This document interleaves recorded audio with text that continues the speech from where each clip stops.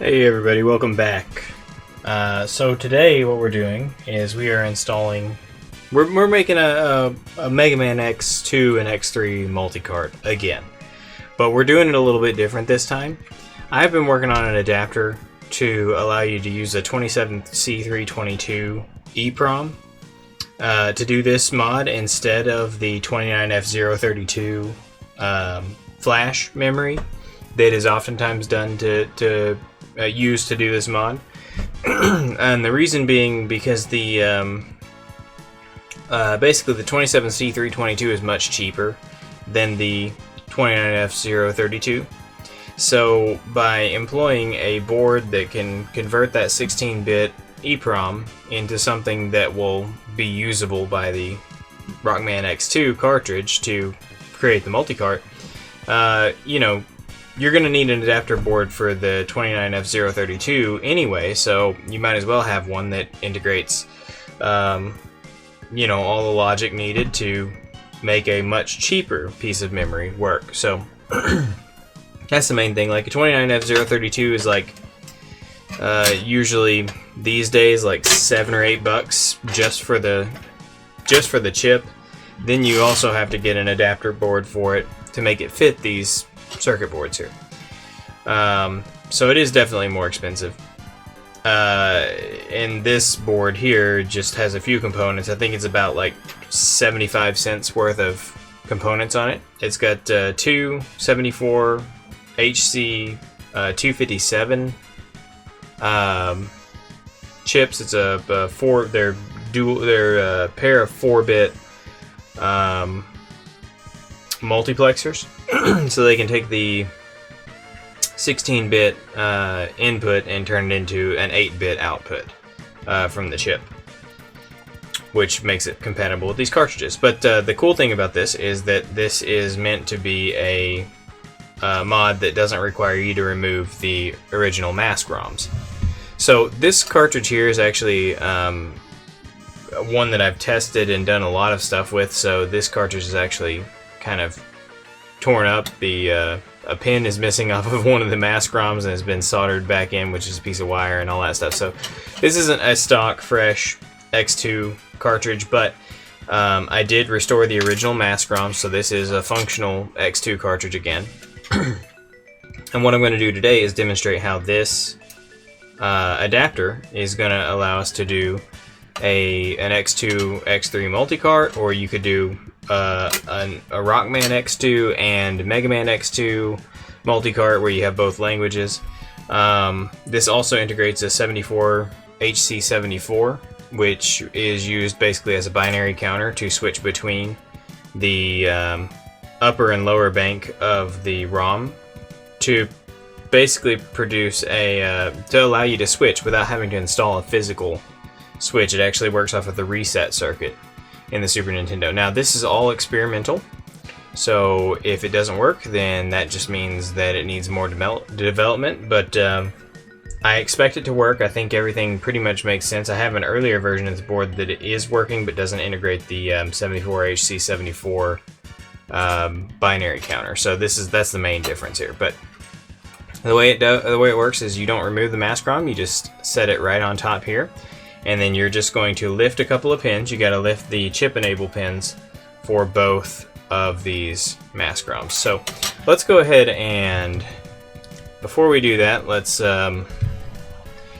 prove that this is a genuine, working, real deal Mega Man or Rockman X2 cartridge.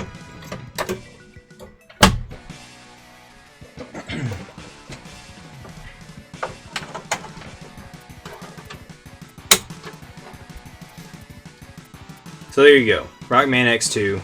It's just all stock, essentially.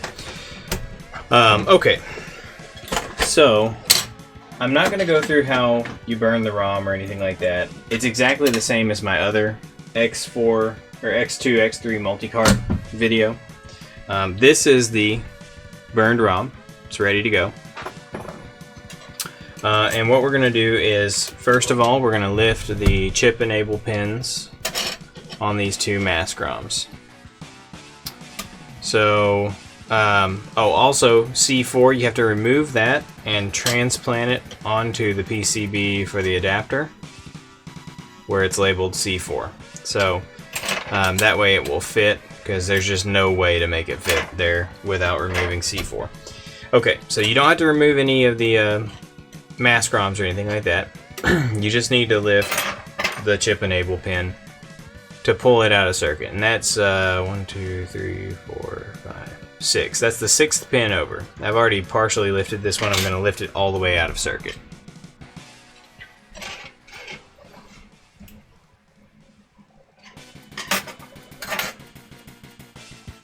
So I'm just going to get a tweezer underneath there. And yes, this pin, this is ROM 2.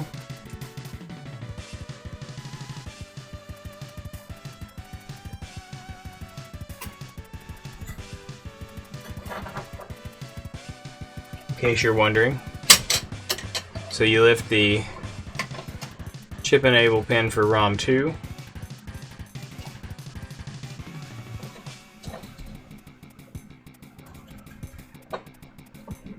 So that's completely out of circuit now. There you go. So that's out of circuit, which is good. And then ROM 1, we're gonna lift that pin as well. Gotta watch out, it's right next to this bodged pin that I did here.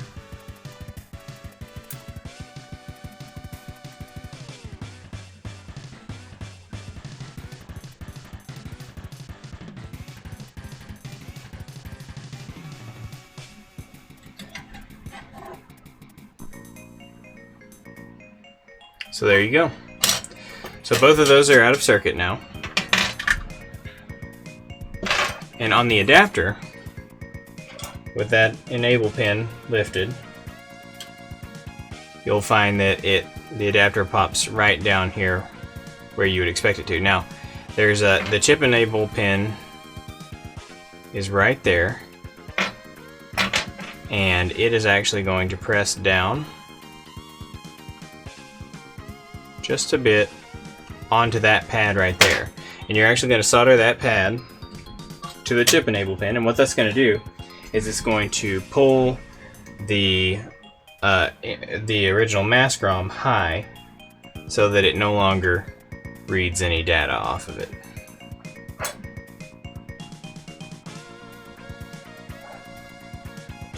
So now that maskrom is tied high, so none of the original data is going to be read. So now we just got to go in and solder the rest of this adapter in place.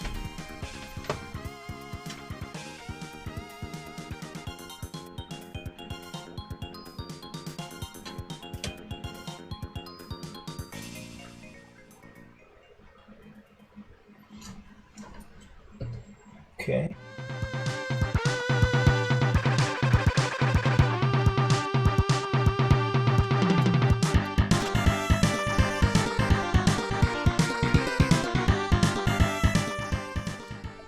So that side soldered up nicely. This one was a little tougher to see exactly what was going on. Let's see here. Let's get a little flux in there.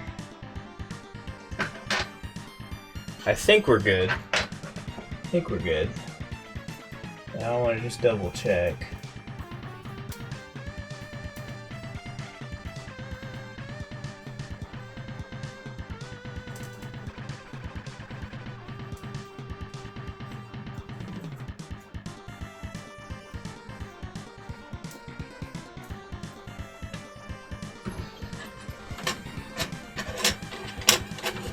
Okay.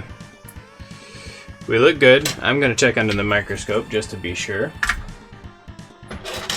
This is one of those things you don't want to have to do again. I think we're good. Alright, so the next thing we're going to do here is we're going to tie the maskrom 1. We're going to tie that high. That needs to be done. Alright.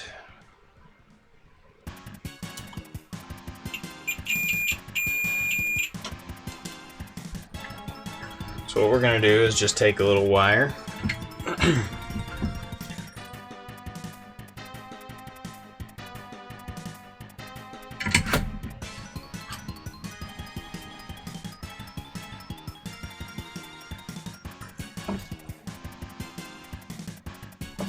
and solder it to that lifted pin for maskrom 1. And then we're going to bring it over to VCC over here at the end of the chip.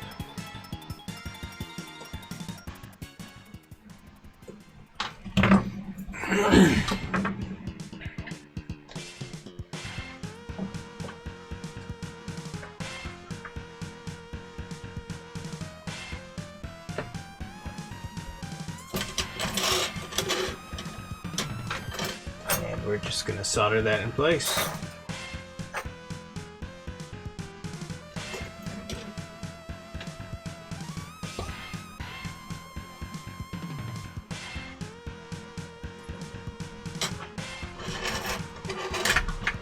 Okay, so now both maskroms have been pulled high.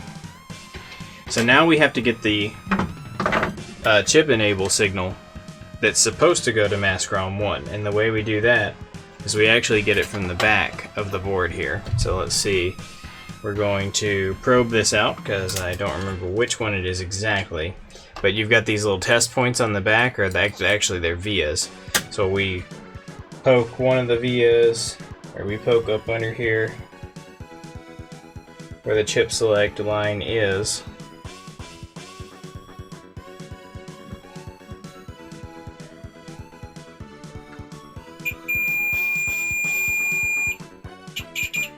So that pin is the one that we need.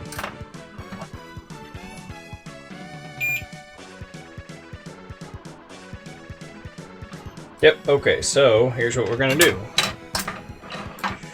We're gonna run a wire from there to the front.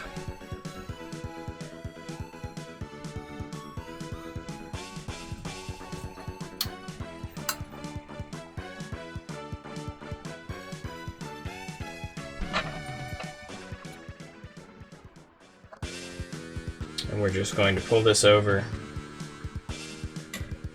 and solder it into the one to the pad here at the end labeled chip select.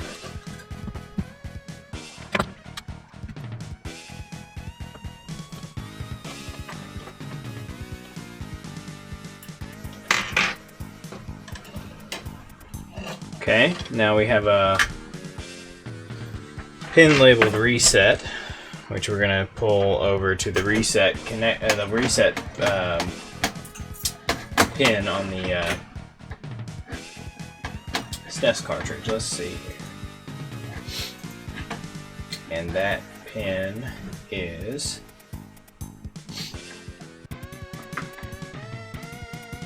'26. Pin 26. Okay, so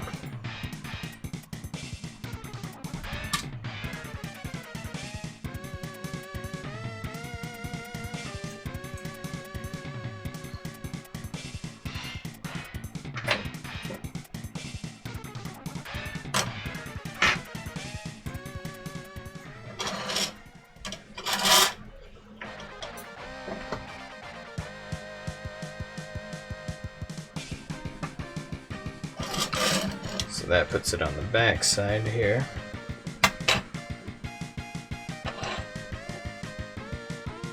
That's pin 26 right there. Okay, so let's tone that out and we can actually solder it to the front. If we can find it down here. So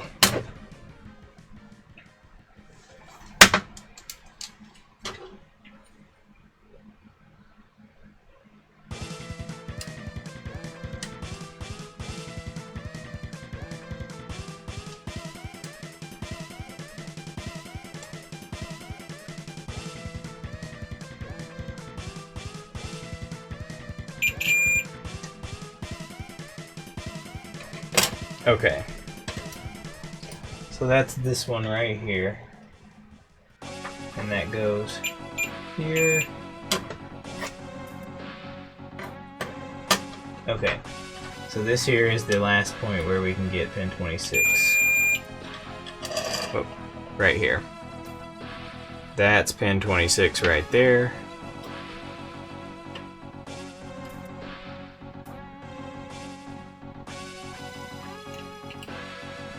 Oh. Yep, so that's pin 26, so we'll pick it up right there.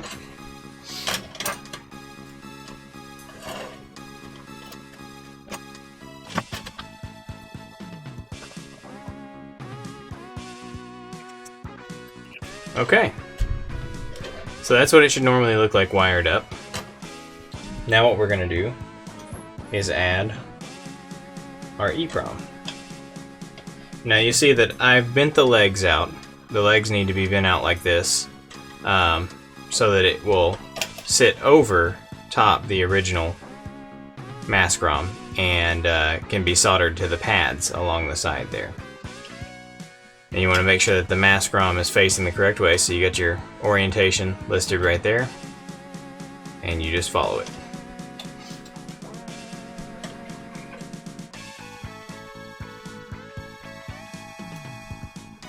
Okay, that's looking pretty good. Let's go ahead and solder these into place.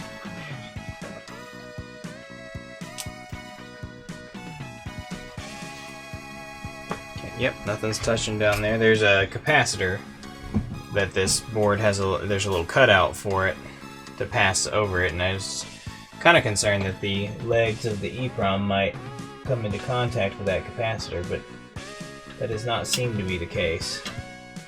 So that's good. Double check positioning of everything, and it does look good. Okay.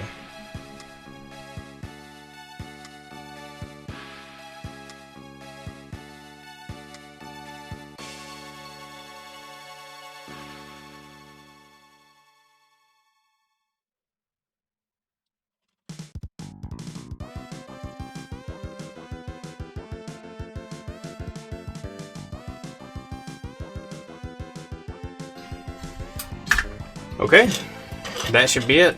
Time to test it.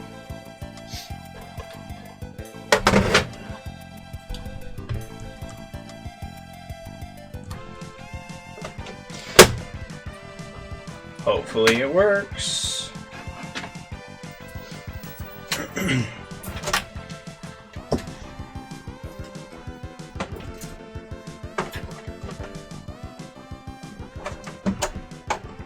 Okay, here we go. Okay, that's X2.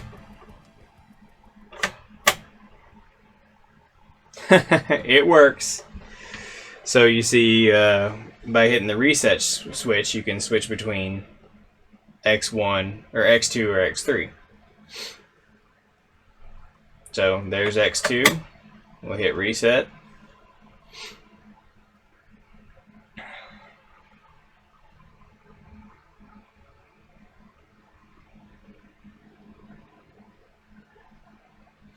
And there's X3.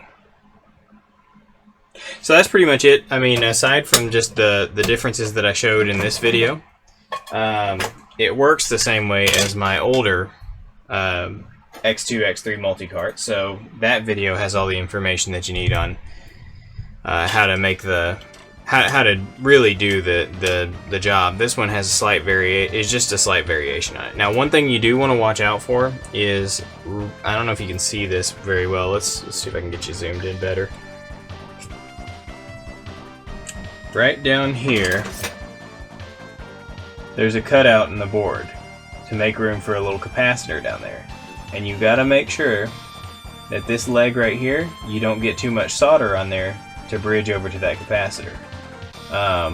That I think would short that leg high, which causes that address line to not be able to be addressable by the Super Nintendo, which makes the whole thing not work. Now, another thing you'll notice on this is that it does produce a pretty thick stack up. This will fit inside of a cartridge, but it is a tight squeeze. So let me see here.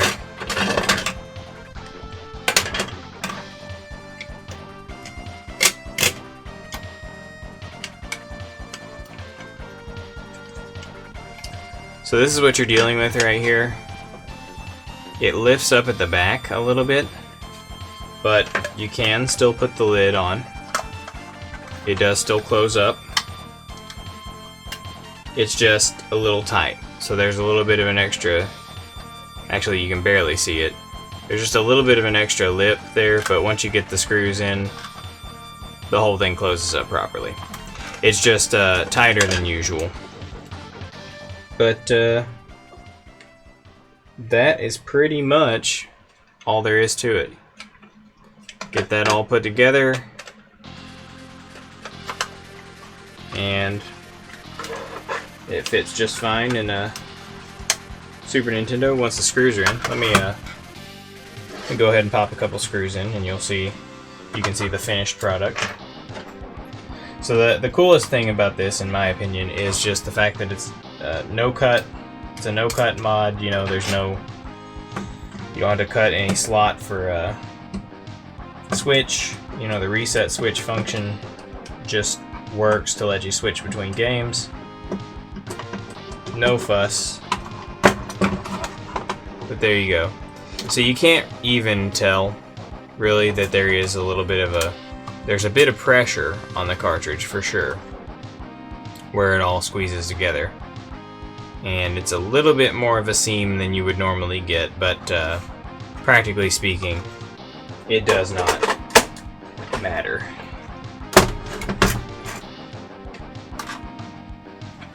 Let's go ahead and fire it up one more time. It always starts in X2, it looks like. And you can always switch it to X3 by hitting reset. So that's pretty cool. Alright, well, thanks for watching. If you're interested in getting one of these, this might be something I provide on my website. I'm not sure about that sort of I'm not sure about some of these more specific niche kind of products. Maybe. We'll see. But I'll let everybody know. You can follow me on Twitter at Arthrimus, and that's usually where I announce things whenever I do things like this and have things for sale. I'm trying to be much more active on Twitter. It seems like where most of the community is at, of people who do modding and stuff like this. So follow me there and keep an eye on my website, and I may have these available in the future. Thanks for watching. We'll catch you later.